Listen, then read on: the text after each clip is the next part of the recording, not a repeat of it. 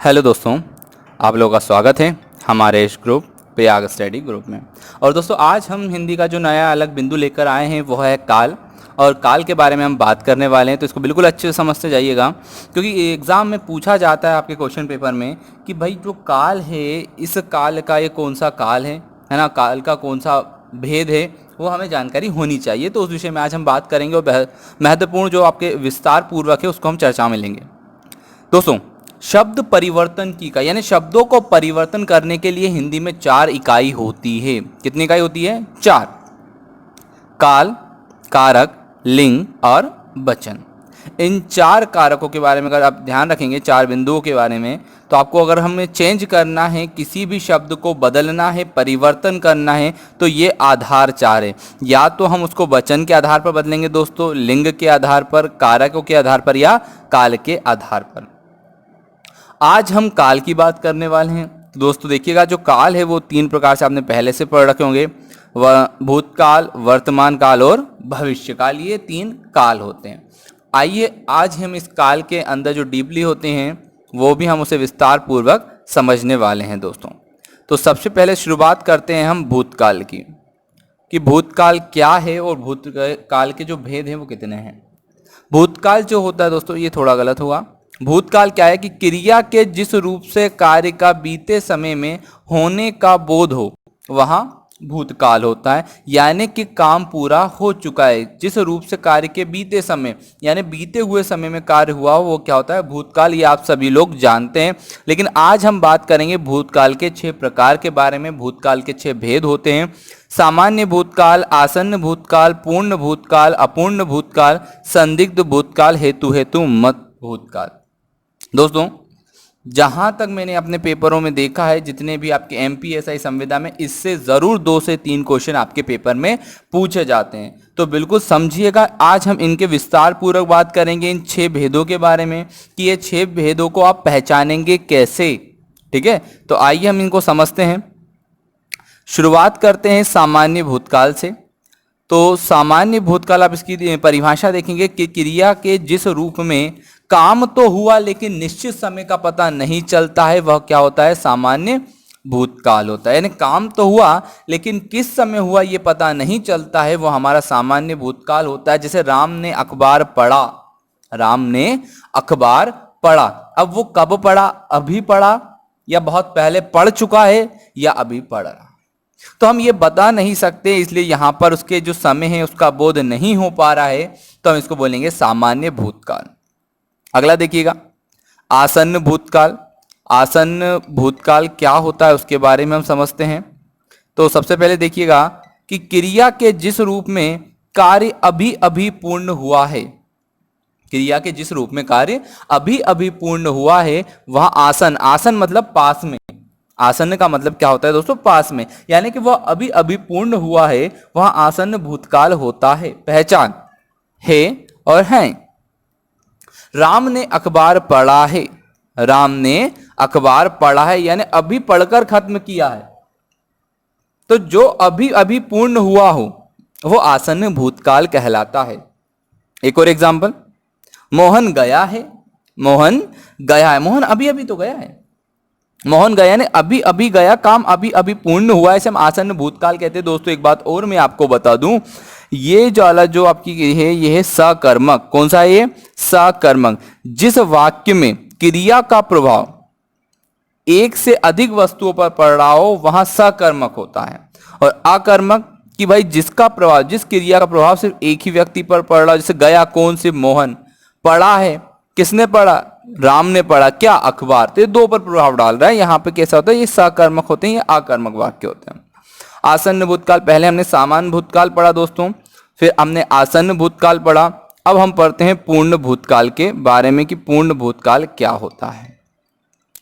पूर्ण भूतकाल समझिएगा दोस्तों, बहुत अच्छी चीजें हैं समझने के लिए, कि क्रिया के जिस रूप में बहुत पहले क्रिया पूर्ण हुई, क्रिया के जिस रूप में पहले क्रिया पूर्ण हुई उसे पूर्ण भूतकाल कहते हैं। था, थी, थे। उसकी पहचान है कि जिस वाक्य के अंत में था, थी, थे आ जाए वह पूर्ण भूतकाल होता है। जैसे राम ने अखबार पढ़ा था, मैंने चाय पी थी, हम भोपाल गए थे।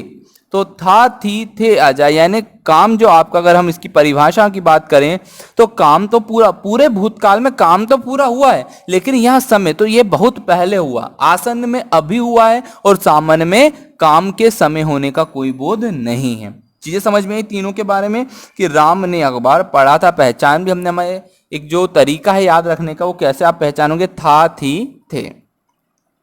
अपूर्ण भूतकाल, अपूर्ण मतलब जो पूरा नहीं हुआ है।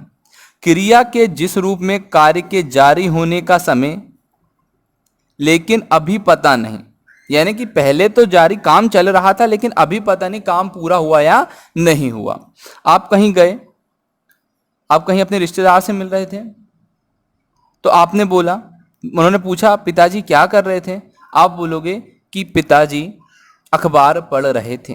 तो तब तो पढ़ रहे थे, लेकिन अब पढ़कर उन्होंने खत्म किया या अभी भी पढ़ रहे हैं वो आपको पता नहीं है। जैसे यहाँ लिखा, राम अखबार पढ़ रहा था, जब हमने देखा था तब तो पढ़ रहा था, लेकिन अब वो पता नहीं है। तो वही काम तो शुरू हुआ था लेकिन उसके पूर्ण होने का भी पता नहीं है, वहाँ अपूर्ण भूतकाल होता है। दोस्तों हमने सामान्य पढ़ा था, सामान्य में क्या होता है कि वहाँ आपको समय का बोध नहीं होता है काम के कंप्लीट होने का, पूर्ण होने का। फिर हमने आसन्न पढ़ा था, जो काम अभी अभी खत्म हुआ हो। पूर्ण पढ़ा था, जो काम बहुत पहले पूर्ण हो चुका हो। अपूर्ण, जब मैंने देखा था तब काम शुरू हुआ था, अब पता नहीं काम खत्म हुआ या नहीं हुआ। तो इस प्रकार के दोस्तों हम कौन सा बोलते हैं, अपूर्ण भूतकाल कहते हैं। अब हम बात करते हैं संदिग्ध भूतकाल की, कि संदिग्ध भूतकाल क्या होता है कि क्रिया के जिस रूप से कार्य के बीते हुए समय में होने का संशय हो, है ना, तो वो क्या होगा, आपका संदिग्ध भूतकाल होगा। यानी यहां संशय बना हुआ है कि राम ने अखबार पढ़ा होगा। जिसे हम बोलते हैं ना कि भाई मॉर्निंग में रोज राम अखबार पढ़ता है, और आपसे पूछे क्या राम ने अखबार पढ़ा होगा, तो राम ने अखबार पढ़ा होगा, यानी यहां भी संशय, पढ़ा होगा या नहीं पढ़ा होगा। ऐसे भूतकाल क्या कहलाते हैं, संदिग्ध भूतकाल कहलाते हैं दोस्तों। हेतु मत भूतकाल, कि भूतकाल क्रिया के जिस रूप में शर्त वाला वाक्य का बोध हो, वहां हेतु मत भूतकाल होता है। पहचान, शर्त वाला वाक्य हो, जैसे यदि आप पढ़ते तो पास हो जाते हैं, यदि आप पढ़ते तो प्रयास हो जाते हैं, यदि आप प्रयास करते तो पेड़ पर चढ़ जाते हैं। यानी कि जहां शर्त हो, जहां वाक्यों में क्या हो, शर्त हो, वहां कौन सा भूतकाल होता है, हेतु मत भूतकाल होता है दोस्तों। तो हमने इन 6 बिंदुओं पर चर्चा करी, उम्मीद बहुत अच्छा समझ में आया होगा। अब हम बात करते हैं वर्तमान काल के बारे में दोस्तों, कि जो वर्तमान काल है उसको हम किस प्रकार से परिभाषित कर सकते हैं, या परीक्षा में पूछे गए प्रश्नों को किस प्रकार से हम उत्तर दे सकते हैं। तो जब वाक्य की क्रिया के जिस रूप से काम के चल रहे समय का बोध हो, वहां वर्तमान काल होता है। कि काम अभी चल रहा है वह वर्तमान काल होगा दोस्तों। इसके 5 भेद हैं, सामान्य वर्तमान काल, अपूर्ण वर्तमान काल, संदिग्ध वर्तमान काल, संभाव्य वर्तमान काल, अज्ञात वर्तमान काल। ये पूरे हमको समझने दोस्तों, पांचों के पांचों, सामान्य, अपूर्ण, संदिग्ध, संभाव्य, अज्ञात, इन तीनों के विषयों पर हम अच्छे से चर्चा भी करने वाले हैं। अच्छे से हम इन चीज़ों को समझेंगे। तो देखिएगा, शुरुआत करते हैं सामान्य वर्तमान काल से। जब किसी वाक्य की क्रिया के सामान्य चलने का बोध हो, जब किसी वाक्य की क्रिया के सामान्य चलने का बोध हो, वहां सामान्य वर्तमान काल होता है। ता है, ती हैं और ते हैं। उदाहरण, राम अखबार पढ़ता है। आप क्या बोलेंगे, राम अखबार पढ़ता है। जहां ता ती ते आ जाए दोस्तों, वहां सामान्य वर्तमान काल होता है। अब हम बात करेंगे अपूर्ण वर्तमान काल के बारे में। तो यहाँ आपको समझ में आ रहा होगा कि भाई काम तो चल रहा है लेकिन वो अपूर्ण है, अभी पूरा नहीं हुआ है। तो देखिए हम उसे क्या कहेंगे, उसको हम कहेंगे दोस्तों कि जब किसी वाक्य की क्रिया के रूप में चलते समय जारी होने का, वहां पूर्ण वर्तमान काल होता है। वहां क्या होता है, पूर्ण वर्तमान काल, अपूर्ण वर्तमान काल होता है। राम अखबार पढ़ रहा है, अभी राम अखबार पढ़ रहा है, और लेकिन पूर्ण नहीं हुआ, काम कैसा है, अधूरा है ना। मम्मी खाना बना रही है, अभी खाना बनाना कंप्लीट नहीं किया है, पूर्ण नहीं किया, काम कैसा है, अपूर्ण है। वहां कौन सा काल होगा, अपूर्ण वर्तमान काल होगा। संदिग्ध वर्तमान काल, जब किसी काव्य की क्रिया में संशय बना हो वहां संदिग्ध वर्तमान काल होगा। ता होगी, ती होगी दोस्तों, वो की लिखा हुआ है, क्या हो जाएगा, ती होगी और ते होंगे। राम अखबार पढ़ता होगा, राम अखबार पढ़ता होगा, यहां कौन सा काल होगा, यहां होगा संदिग्ध वर्तमान काल। कौन सा काल होगा दोस्तों, संदिग्ध वर्तमान काल होगा। इसके बाद हम बात करते हैं संभाव्य वर्तमान काल की। तो संभाव्य वर्तमान काल में जब किसी काव्य की क्रिया में अपूर्ण संशय का बोध हो, अपूर्ण और संशय, अपूर्ण यानी रहा है, रही है और रहे, और जहां वर्तमान काल के हम संभाव्य की बात करें तो होगा, होगी, होंगे, तो जहां पर रहा होगा, रही होगी और रहे होंगे आ जाए वहां संभाव्य वर्तमान काल होता है। हम उदाहरण के तौर पे समझेंगे कि राम अखबार पढ़ रहा होगा, राम क्या कर रहा होगा, अखबार पढ़ रहा होगा। तो इस प्रकार से हमने संभाव्य वर्तमान काल को समझा। आज्ञार्थ वर्तमान काल क्या होता है, जब किसी काव्य की क्रिया में आज्ञा का बोध हो वहां आज्ञार्थ वर्तमान काल होता है, और वो क्रिया अभी चल रही हो, कि राधा तू नाच, राधा तू नाच, मोहन तू पेड़ काट, यानी जहां आज्ञा भी है, दरवाजा बंद करो, दरवाजा बंद करो, तो आज्ञा भी दी जा रही है और अभी आपको करना है, तो इस कारण यहां कौन सा काल हो जाएगा, आज्ञार्थ वर्तमान काल हो जाएगा दोस्तों। ठीक है, आगे हम देखते हैं भविष्य काल के बारे में।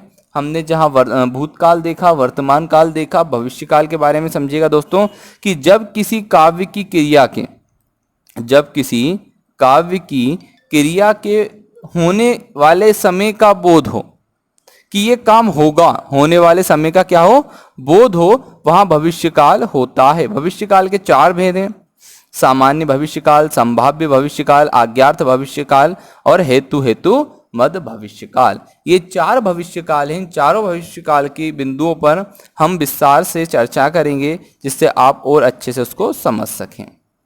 सामान्य भविष्यकाल होता क्या है, पहले हम सबसे पहले ये समझते हैं। तो जब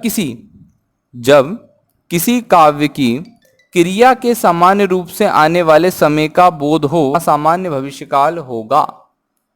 राम अखबार पढ़ेगा, मतलब आने वाला समय, यानी कि आने वाले समय में क्रिया होगी जिसके वाक्य के अंत में एगा, एगी और एंगे आ जाए दोस्तों, वहां सामान्य भविष्यकाल होता है। राम अखबार पढ़ेगा, सीमा चाय पिएगी, यानी आने वाले समय का बोध हो कि क्रिया आने वाले समय में होगी, वहां सामान्य भविष्यकाल होता है। संभाव्य भविष्यकाल की बात करें तो किसी कार्य की क्रिया का वह रूप जिसमें क्रिया के भविष्य में होने की संभावना हो, वहां संभाव्य भविष्यकाल होता है। संभाव्य भविष्यकाल होता है पहचान संभावना सूचक शब्द का प्रयोग, साथ में हम कर सकते हैं ए और ऊ आ जाए। ठीक है, शायद राम अखबार पढ़ेगा, शायद राम, तो यहाँ शायद शब्द आया यानी संभाव्य भविष्य। वही राम जयपुर जाए, मतलब आने वाले कुछ देर बाद जाएगा, राम जयपुर जाए, अभी गया नहीं, जाए, तो इसको भी हम क्या बोलेंगे, संभाव्य भविष्यकाल के अंतर्गत ही ये वाक्य आते हैं दोस्तों। आज्ञार्थ भविष्यकाल की हम बात करें, जब किसी का भी क्रिया का वह रूप जिसके आने वाले समय में क्रिया के साथ आज्ञा आ गई हो, है ना, यहाँ आज्ञा शब्द आएगा, आज्ञा आ गया हो या आदेश जोड़ दिया जाए, वहां आज्ञार्थ भविष्य काल होता है। आपको ये का ध्यान रखना है, आप कल 8 बजे लाइव आइएगा, तो ये का भी आया दोस्तों शब्द, और वहां पे आपको क्या आई, एक आज्ञा भी आई कि जो आपको काम करना है, आपको क्या करना है, 8 बजे लाइव आना है। ठीक है, तो इस प्रकार से आज्ञार्थ भविष्यकाल भी हो जाता है।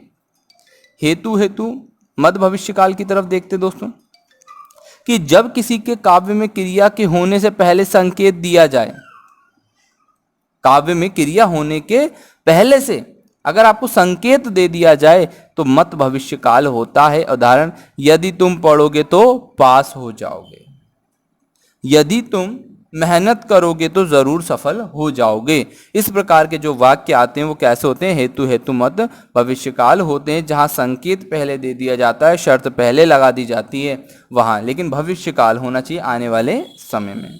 तो आज की हमारी वीडियो में हमने पूरा काल को समझा, वर्तमान, भूतकाल, भविष्यकाल दोस्तों, और इन सभी पॉइंटों पर, इन सभी बिंदुओं पर हमने विस्तार पूर्वक बातें करी।